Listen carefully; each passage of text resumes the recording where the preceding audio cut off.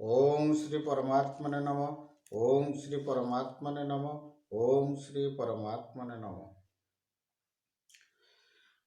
जदि कौनसी व्यक्ति चाहे ताहले एही विषय को विष समान भावी छाड़ी दे मनरे वैराग्य भाव को आनिबा आवश्यक। इंद्रिय द्वारा भोग करुवा विषय रे आसक्ति हेबा ही आत्मज्ञान रु वंचित हेबा। एही विषय देह मन को तोष करि पारे किंतु आत्मा को तोष करि पारिबो नाही। विषय भोगरे मध्य वासना तृप्त होई पारिबनी। बारंबार वासना जागृत हुए एहा अनेक जन्म पर्यंत चली रहिबो।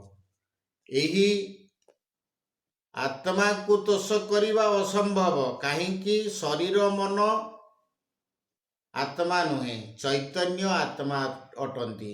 तेणु आत्मज्ञान रखुथिबा व्यक्ति विषय को विष समान भावी छाड़िबा आवश्यक।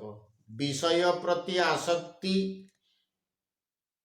बारंबार जन्म मृत्यु चक्र रे घांटी हेबा को पड़े। विषय को छाड़िबा अर्थ विषय वासना प्रति आसक्ति भाव न आनिबा।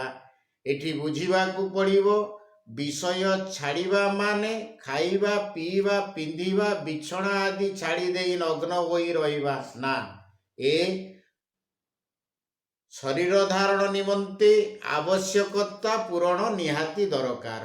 भोगरे आसक्ति आसिले लोभ मोह क्रोध ईर्षा द्वेष दुख आदि अभिगुण देखा दिए, जहा फल एमानंक मध्यरे थाई आत्मज्ञान को पासरी बा भूली जाई एही जन्म मृत्यु चक्र रे जन्म जन्मांतर पर्यंत बुलिबा को पड़ी थाए।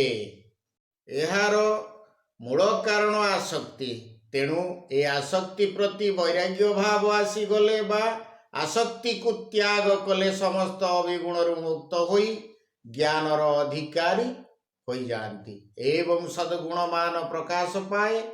जो पात्र रे विषय रूपी विष भरी रही अछि ताकू जदि आमे खाली न करी सेठारे अमृत ढालिबा सेही अमृत मध्य विष होई जीव। तेणु प्रथमे आम अंतर को स्वच्छ रखिबा।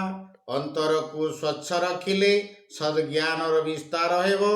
अंतर स्वच्छ न रहिले ज्ञान मध्य विकृत होई जीव। अंतकरण स्वच्छ हेले क्षमा सरलता दया संतोष एवं सत्य रूपी अमृत को ढालिले लाभ मिलिबो एवं अमृतत्व को उपलब्धि करि पारिबो।